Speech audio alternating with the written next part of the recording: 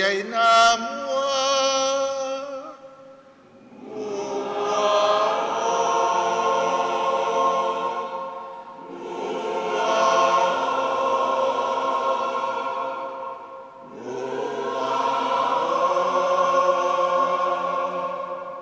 Le suafo le tamā, ma le alo, ma le anganga pa ia.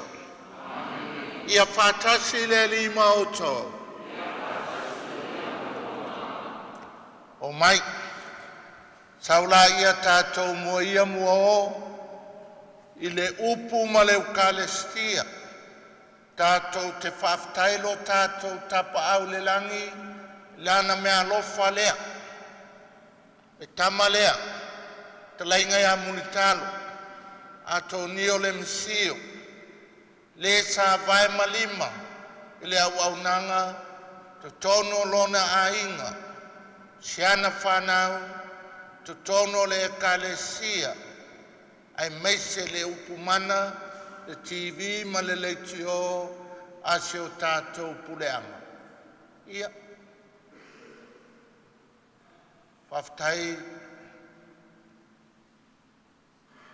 e kau kulmoe lunga le waa, whaftai pātele Mikaele, ka māpulo mtanga luenga, e wala awat pātele, e ke fia whaia le maliu prakuafu, kai au le sifu, e le uma akua i mai lo fia sa ue whaile, le hafo i le, kaulanga muli ale, ia mulikalu, ia whafkaifo ia whara chancellor, le tōru tai o whaiwhi awal mātou no, ia taki, pa telefalaniko, ia, mānei ele aso le tātou uso, ia le pa ia o le tātou ainga. Whionga ti a kono ma whale tua, sungai whawhengainga ma whale tua, pengainga taulangi o tātou uso a ekalesia. Ia watasi tātou, lo tātou whātua tua kelesiano a whio mai, maliu mai, susu mai, ai meisele ainga whawawau. Meise ia uso ma tua whawhine, ai meise foi le ainga na mau paolo ai mulitalo, le whanau o pa uaile, le au pongi sao, le whainga malanga, le maliu ma le oti e le manaia. E motu sia lo mafutanga whapenei, e le manaia. E tinga e o ona, e le mawhai ona whamatalainga pe a mawai, i le soifuanga whale tangata le maliu ma le oti. Ai o le tātou whātutu o le awala le pātuo lo soifua ma lo wola, ia lawa whionga le te akono, ia stolo, ia besi, ua le whānaua le msio ma telesia, o le pele le kamalea, e leo le ki akongo e pele mkamila, o le pele murikalo akonio, i mātua, ia, mai o tau whingalo e mua lava on tātou to ele ma whātu esi, o ani vaivainga o mulitalo. Tongi nu le aina wai pa ule tano re whamanianga le atua, i o tātou loto i whale tangata. Ai mua na whio mai pāte le whafou, le baptisonga o mulitalo. O te sausauina e tino maliu o mulitalo, Antonio le Misio, le vai.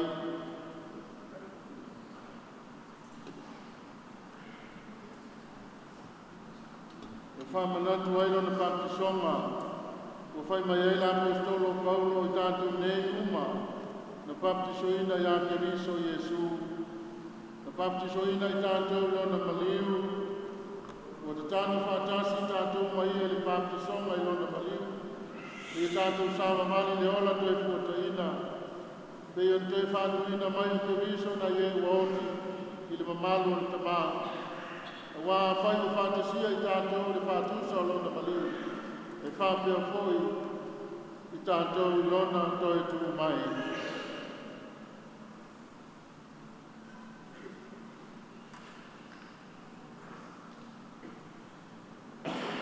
Talo le aso lo baptisonga, Na tuina tuai le nei e pai pai o le whailonga o lo tau whingirisiano. Ia e ola ise o langa whapo e ina mo le li. Ia wha ofu oe la wangeru la e o le tau sakaanga o le tamai mamoe i le malo e wha mabau.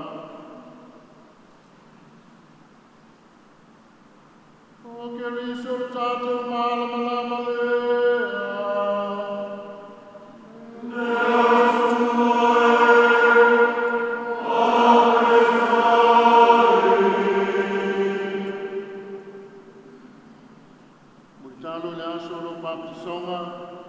Na tuina atu aile ne malama lama i le tausinga o mātua o mātua tausi.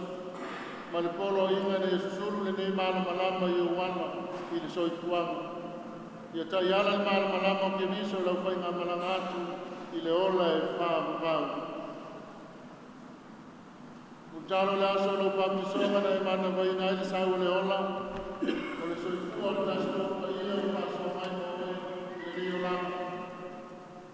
E mana waina pia i nasa o le ola, e pio ama le tua tasto pa ia i le malo e whau. Amene.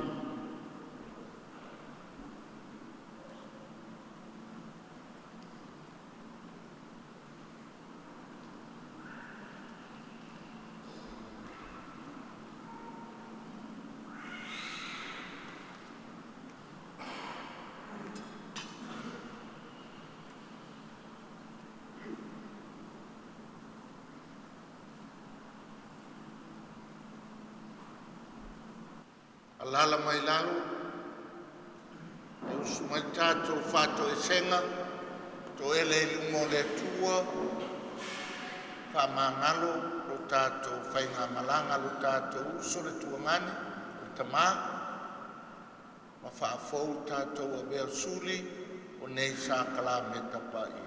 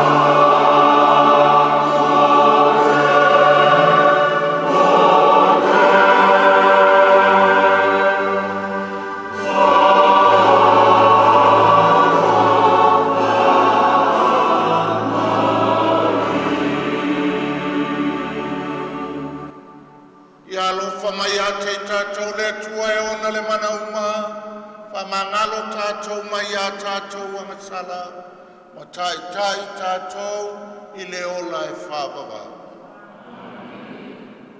O le winga le tua i mea o pito alu.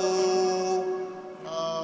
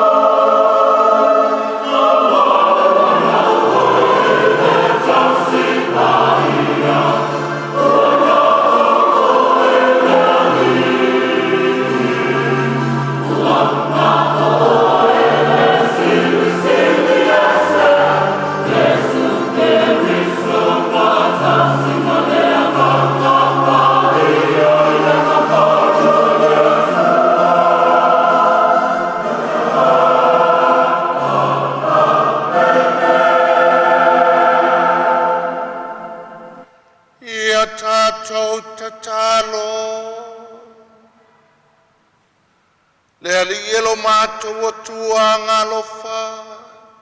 Whafonga mai a mātou talosanga ele nei taulanga paia.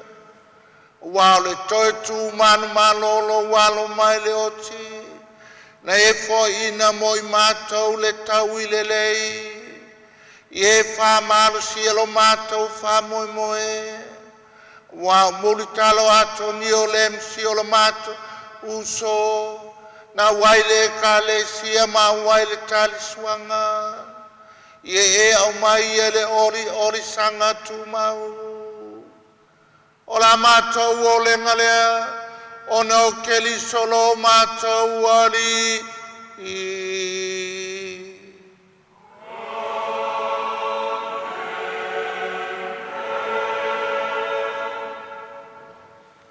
O le folofolaina a whianga pa ia le atua.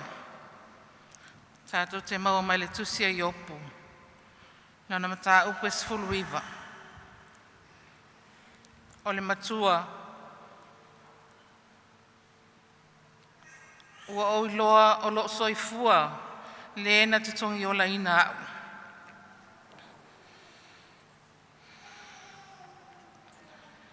O na tali atu ai lea o i opu. O whapea atu. Fia tu sia lava o a upu. E fia tu sia ai i le tusi. Ia tongi ina i le peni u a mea. Ma le pulu u a mea i le papa e whavau.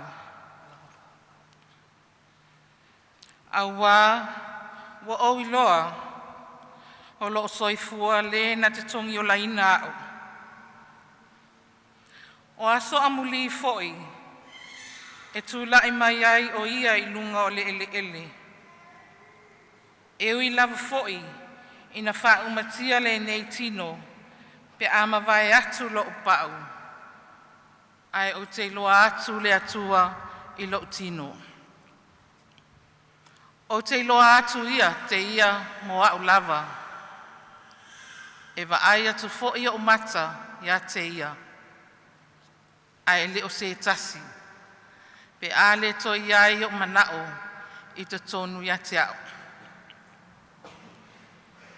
O le upu o le li.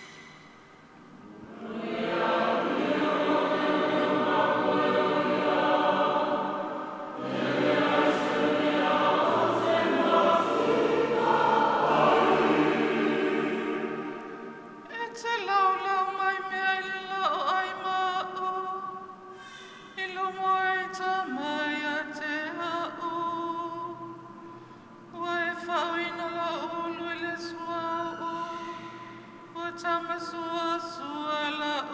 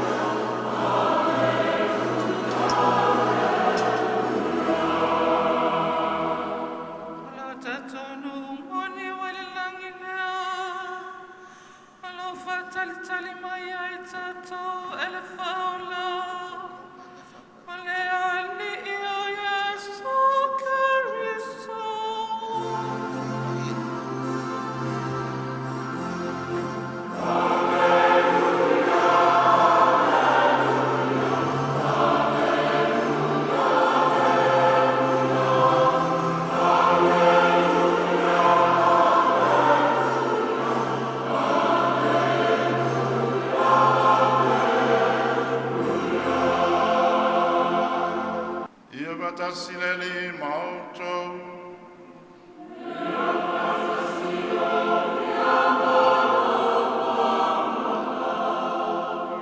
Fulanga le vangali pa ia matai.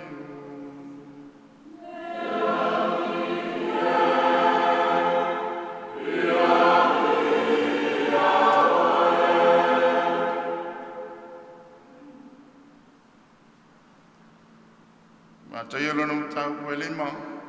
Folo mai le fai upu mua i le sefulu ma le lua. Ia uto ole ma fia lava. Awa i le langi. Lo tau i e tele.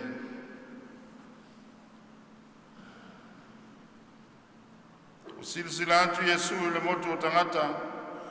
Maliwa e leo o ia i le maunga. O nofo ai lalo. O no mai e leo o na so ia te ia. O ia whetalai atu.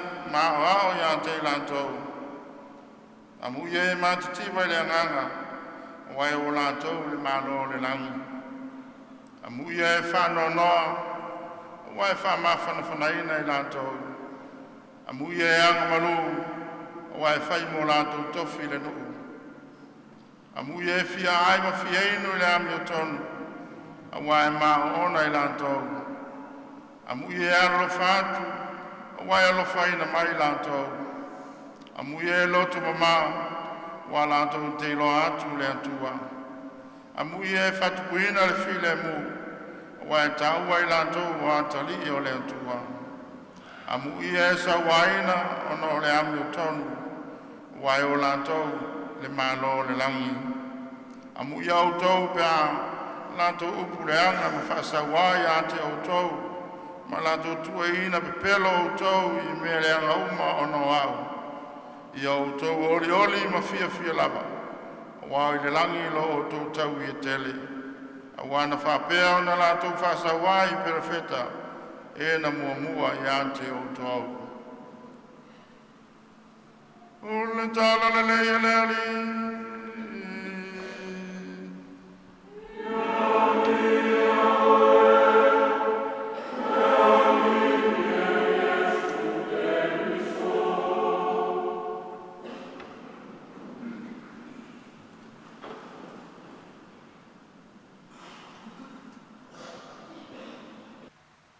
Amu ia le alofa atu, e alofa ina mai. Amu ia le tausi le file mu, e ta ua ia o le afafine o le atali o le atua. Amu ia le loto mama, wa latou te vai atu i le atua. O le avangalia o filifilia e le ainga mo le so, o le pasi leo amu ia. Ai tolu amu ia o te umaia mole. Talainga ya multalo. O le loto lofa, o le tause o le file mu, o le loto mama.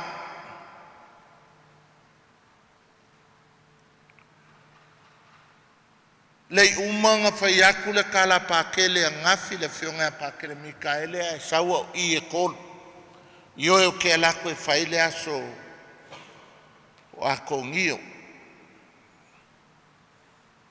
Ai ka umai le evangelia o le launga Yesu le maunga, le wopikia mai le kolu le ma ako ngio. I le ma ua masanginga, ke loe whapea ngafo i la o skaulanga. O ako ngio, nga mako vasenga whakasi mo mor kasi wavalulua. Ko lusfur kasi ka maiki ka mawhai ngā kausanga. O le me mangkua e mako o le pakele parkasala, pakele yongyongo, pakele lafaele kevanga, pakele mak matailinga, Vicaliano, pea o whaiwhi aunge o le mako o sen. A mako o lo mango lenki a Kongo, lo mango Paulo. Kekele aku kingo mak ma lo mango lo a Kongio. A le E lese ai kele el mako wa senga pe o akongi. O kale ai kele o le kama. Ma umalola i o moa vai kolu le vasenga le amako. O akongi o matailingo ke le lope ngalu lo le si Iosefo ngoi Melbourne. Le ngoi mpake le spa o ma spa Luisa Ngele. Ai le i moa le avaenga le. O vikaliango ma parkasala ma viange i Mount Angel. Au mako mo la faele ma yonge ma Carl Kraus ngoi fiki.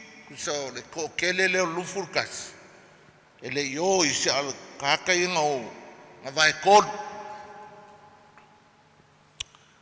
Kapungi maila i o le meanga iai ia spa malui ma akongio. Ma isi ko okele i o kamakinge i o ko okele kamakile awa.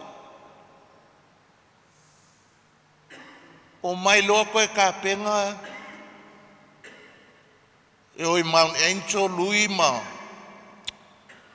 spa ma akongio. Alula i o lui ngi usila. E ngā spa ma akongio ngai ngai. Nga ka penga la i e o. A le vala le o le oi Mount Angel. Fe kau i e lo akongio ma le masiofo le o kupe.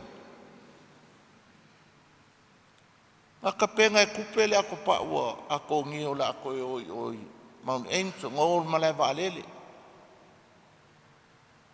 Wa uma fuole ako le fongo mai le pase se fongo mai ato nio le misio fi wa su el malai valele. Fa sole le anga la wa mi o mai. Ele ka fia o kupe sa fai mai kala fo ngai manguia le aonga manguia le kam fai ko anga ele. Ala wa kongu spa fa mai akongio. Wa le ai ma se mer manga vale ko va ai le ka ele ka fia ngai.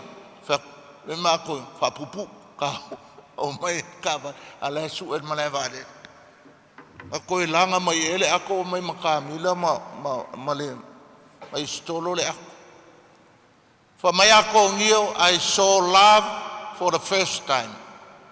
Se kangaka e lofa mo ia o ele fa mai awe ke aru fa pakele ai kau ai mai upuia ko anga le aonga fai fa lei ale fa mai ako me ofu ma fanga wa manuru na ko fa nga uma nge ofu ma fanga le farka me i ele yo ofu ma fanga ka wa kupe oi al kala le mo ka ko fa mai ako ngio e fai a kua kala kupe, ai whaalonga kunga ia. Leha kua wa aiska haka e lofa mo ia. O mai lo. Le whango le po le aso valo te se malua o lua lima whai ele feast day i mako i oko e la langa kunga ma ako ngio mele. E ape alu o lo maluka mau ki ngā karinga. Koe a waku mai meange. La o saulo e ka o kia kupe mlonga ainga kia lofa o laku le ainga karia au they make me feel at home pa walala o menga kali ele lofa o le ngei kanga kia o le kau ai e o lofa ya so uma e o le whanga ua kupe they love me like their own dad ka ilope mo i pepe pelo kama au kalanga whai mai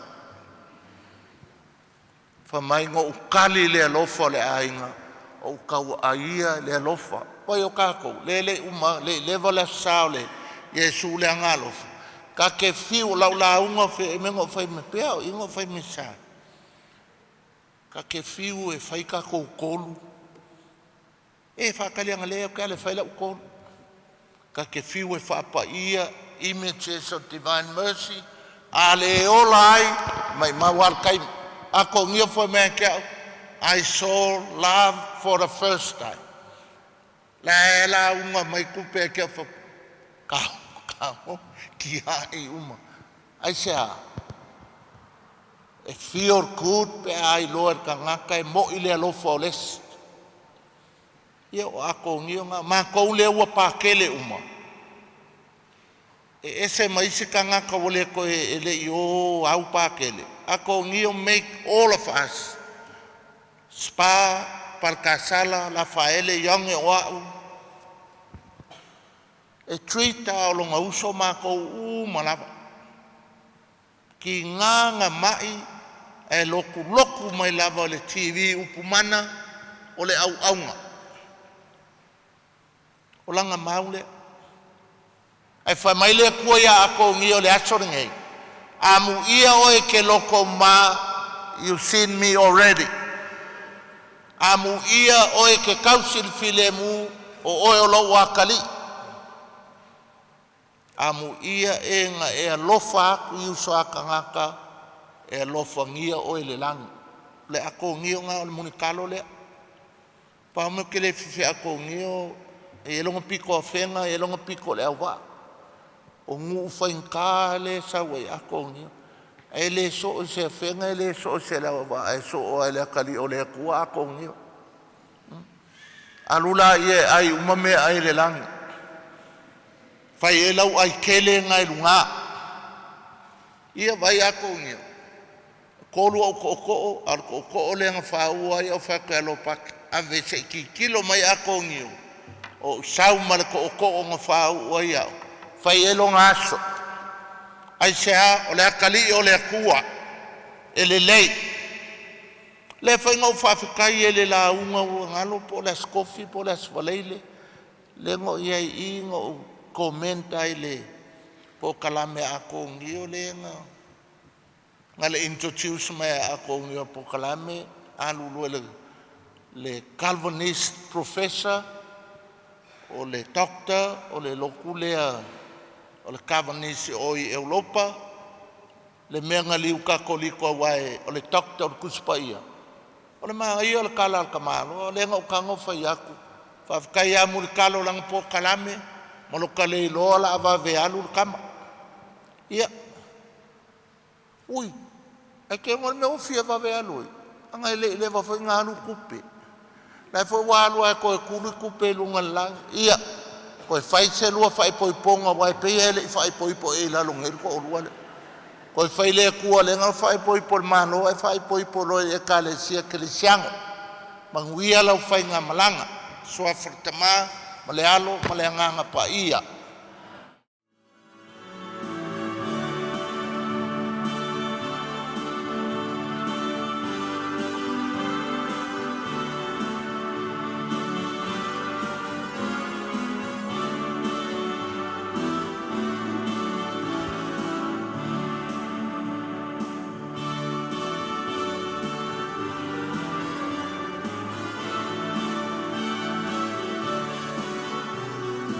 Amen.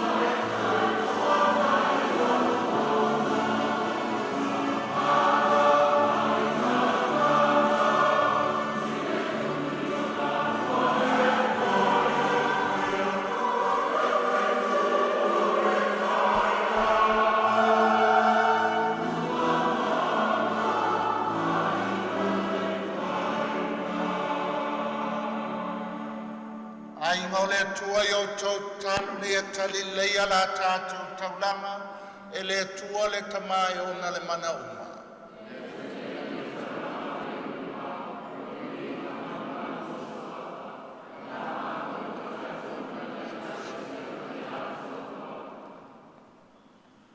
Le tamai o na le malo sumalava, a vele nei taulanga, fulu e se ai ang sala mo mātou vai vainga whātangata, le manu o ke liso.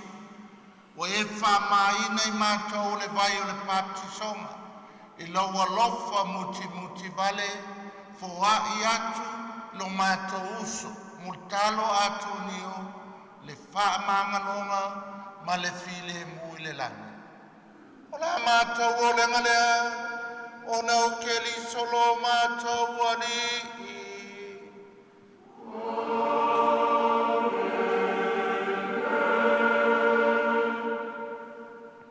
Ia whatasi le ali i mauto.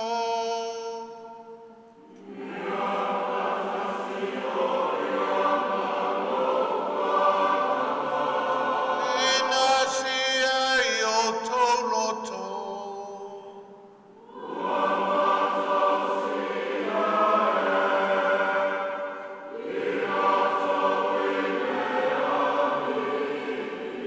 Ia tātou whaftai, le lilo tātou atua.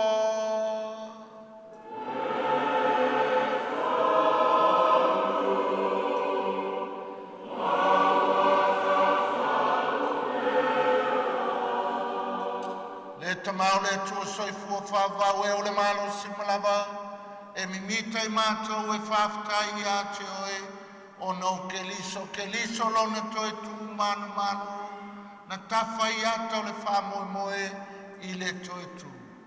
O le whanu no le oti na tupu mai ai, se fola folanga fia, o le olanga atali le ali ie, o lo nu whātua tua, o le ola wasuia, e le i wha umaina, o le oti o le tino, mātou no fuanga whalalu nei, mawai mātou le no fuanga le langi, o le ola le e whaavavau.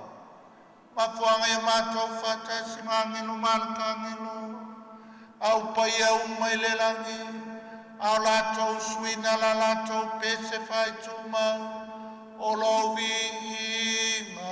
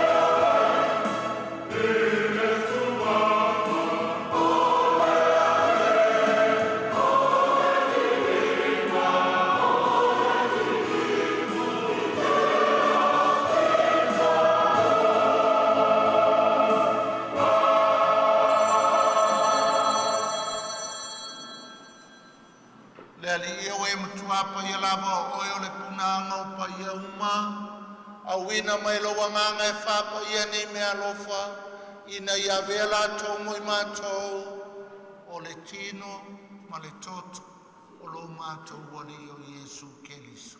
Au leitu ina atu ia le oti na ia talielo na lava mali e, na tango ia le areto ma vatu ia te o le whaftai, tofi ia le areto ma vatu lo na o soo, ma le whape atu.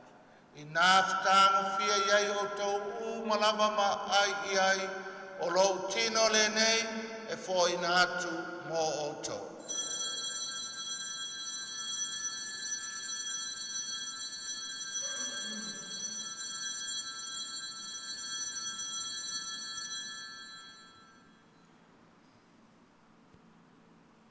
Mai al tamu watu ia te o le whaafitai marwe inga. Tu atu lei pulona o so o ma le whape atu. Ina aftanga fia iai o tau u malava mawheinu iai o le ipule nei o lo totu. Toto le whenga inga fau ma le whaavavau o le awha malingina mo tau matangata uma mo le whaamangalo ina o amsana. Iau tau whaia le nei sauninga ma whaamanat ia te a.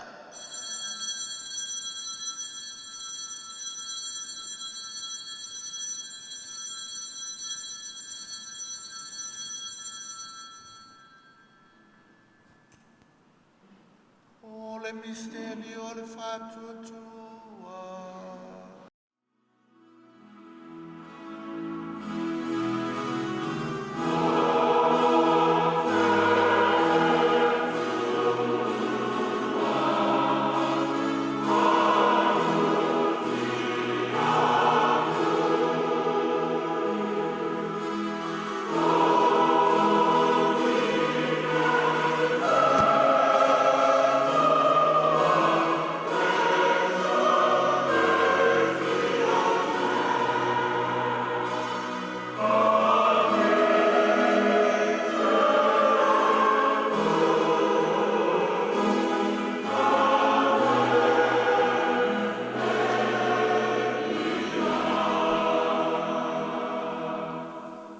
Whamtunga lor maliu malona toi tu mātou te moli ato ili te mai.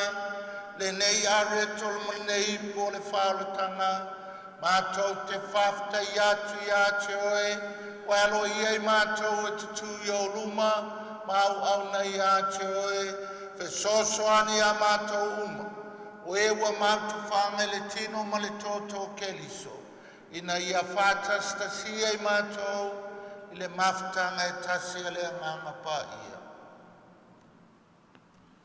Le lie man tuala o e kale siel na langi atua. Ia mātou ola le lofa fatasi ma lio sufalo mātou te mapa ia. Mo sese lo mātou a ki po, lau e po mo le tua insa. Lau faitofi uma whapelo nei lumai la toto e fuataina mo lo malo. Ie manatua la wa ona ia atonio mutaro le misio lo e bala wina mai le nei la molanga i le papi songa na tan mi ai o ia fatasi ma keriso ia fape na fo no mautofi o ia i lona toetu. E manatua o mātou mātua a inga uso matua whawhine e lātou uma o fui atu le lātou malolonga ma le wha moe le toi tua. I e talia i lātou whātasi tangata mali li uma i le mana malama o lau fio.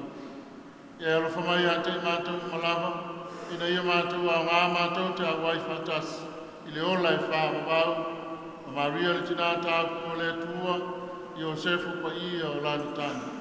Whātasi ma apostolo ma le au pa ia uma o e na whātino ina lou fina ngalo i tuku langa uma.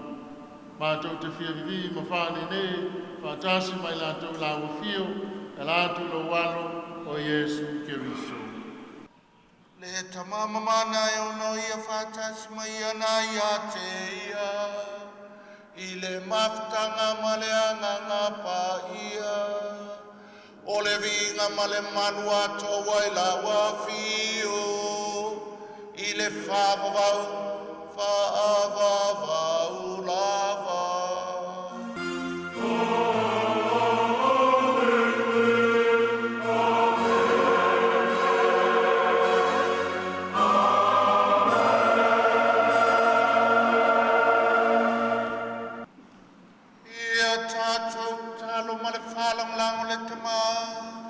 Le tatalo na wa o keliso mo tato.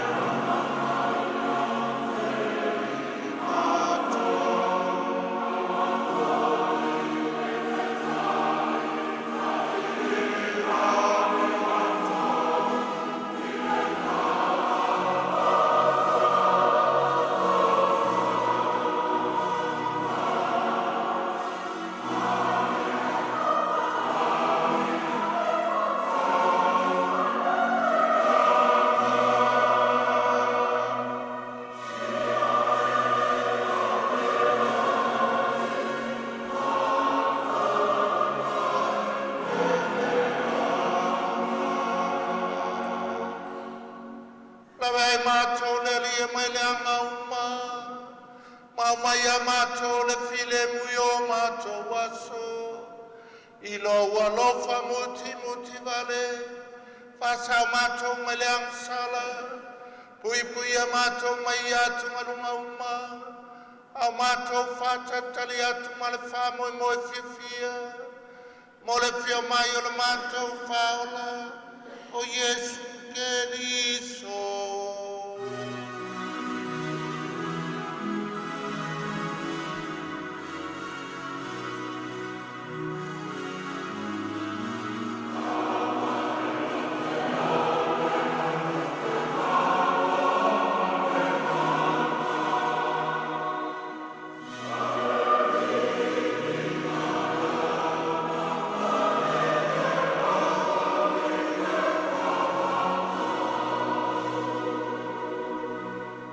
Lia Yesu Keriso ne fui atu lo apostolo.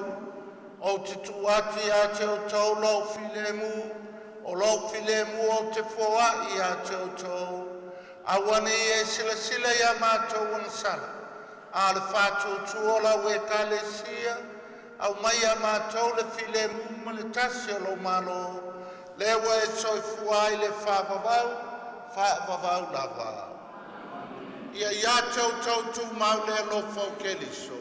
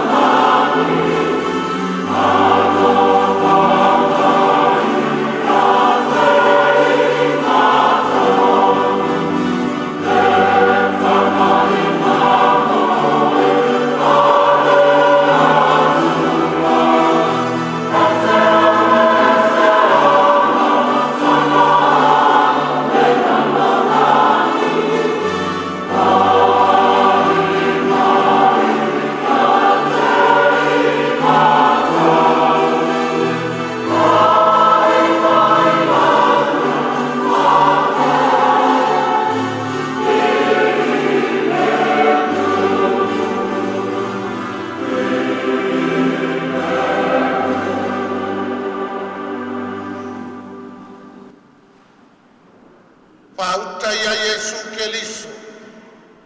Lena toi tu manu mano. Pauta lena te veseanga sala le lalolangi. Amu ia o e mau o malauria le tali suanga a le tamai mamo.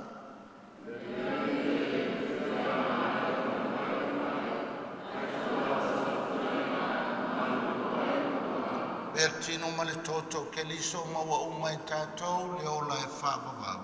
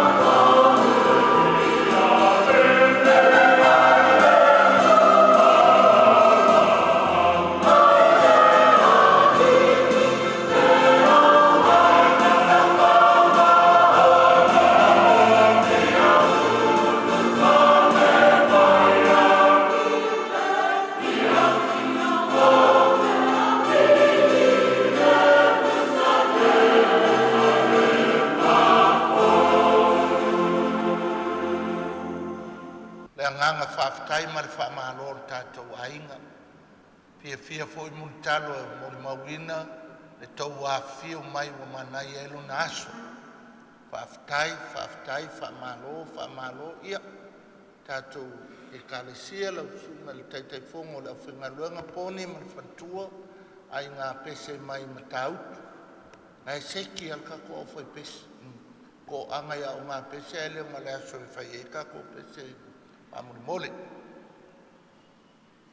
E tolu au whaafitai o te whaafitai whaamaise ia le whionga te akono whatua ia Kamila. Whionga ia le ilua si osi. Whaia upo le ainga ia ma le tōwhingi a Veronica. Ia. Tu uloa mui talo la ua maka. Ia. Ai e mole whaafitai lunga lua whaafitai te le lava le ainga o tupe. Ainga poto, yalong whanau o tupe, tau walofa ia ato niu. No? E le whaangoa e ako niu pe a kalangoa ngi o whangau kupe for me o siau whanau, which speaks heaps o le kou walolofa e le kamalea. Ia. Whaafikai le kou angale lei. Fiwa e kalangoa le alofa le whaakingo an kou alofa ia ako niu. Vai vale le kala le mwhai. Le whaukua mai kupe le aonga e se me mangao. Bili mai. Le whaukua ia le leila ngalu se ngalu me ako niu. Whaalongo kuma. Pie ongi. Pakua me ngau. Pie ongi ngi vibes. Pakua nga me ngi pa uesi pe ngi pa kipo. Mai ia ngai kele mana mai kele io. Mai o vai mai papupu kau kipi ia le whaasemngari e vai o ngā wai ia maua le alofa ia sa o leiton whaafitai fo ia pākele Mikaele mai pia ngele a mai o le avango ki whai aile mali o le uso. I was so happy e mawhaingo kasawe ave wala e kumua le whaungo le piko po pa wal mea ako ni o le pa i ko ko mai la ba ule sa wa pa i le ko ya mai har ko o nge ia fa kai se ngo ki ako mo au fenga luenga nga lu le ko so fat fai taulanga kai ko ki fa kai fo le au fenga luenga TV upumana ia mo le po e ngo le o le aso le o muntalo. Ia tātou te talo. Le liele nei saklameta we fo ina mai.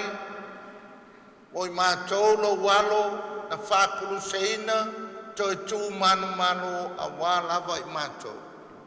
Ia vatu le mamalu le tōtū lo mātou tamalo mātou uso. Mulitalo ato nio le musio. Lea na whama ina le nei misteri o pa ia I lona soifua whātangata. O la mātou o le ngalea, o nau keli solo mātou ali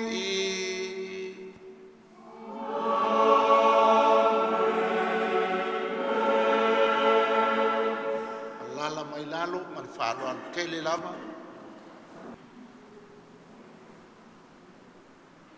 Le tuua le saunima se tātou mai whamawai, ma le uso, le tamā, o ngani fōi, ia talo, tātou mio le misio, ua maliu, whailoa tua ele tātou aloka ia te ia, whamawhanai fōi tātou o whamawau, whamalosi, whamamoe, ma le mautinoa, e toi whatasia I tātou le alofo ke riso mātu māloa, ua to I lalo ai le oti e whao.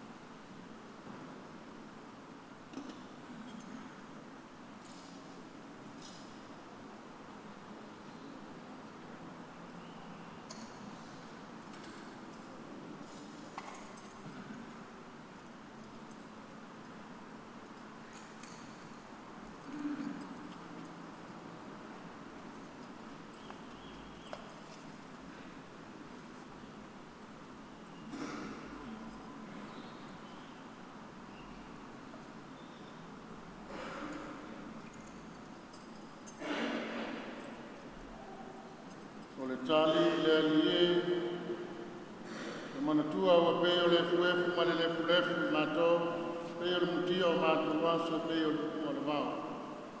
Le alie, e manatua ua peo le fuefu ma le fuefu mato, peo le mutia o mato waso, peo le fumu o le vau.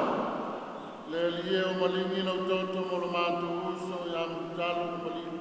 Ie tali le leia o ia I au ruma. Le alie, le matua, peo le mutia, le refu mato, peo le mutia o mato waso, peo le fumu o le vau. E alofa fua mai, ma alofa muti vale mai le li. Te le ngese lona to sa, te le fo I lona alofa. Le alie, e manatua, e le fuefu ma le fuefu mato,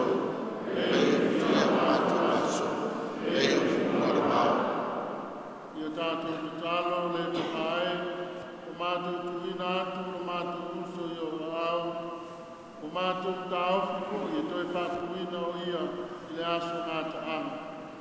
Whātasi mai lātou uma na māliliu o ia ke riso, ma o lai o ia whātasi ma ke riso e whāwau. Le lie whāwhuma mai ala mātou te talo, e tali le leia mo te talo I paradaiso, pa mawhanai fo I mātou I le whātua tua o Mausani, mātou te whitai ai uma I a ke riso I le mawhtanga malawa fio, whātasi mara mātou uso I a mutano e whāwhau. La mātou o lenga le nei, alatu I a ke riso lo mātou aliki. Amen. Ia whātasi le lima o tō. Ia whamanuia mai le tua e ona le manauma, le tamā, le alo, ma le anganga pa ia.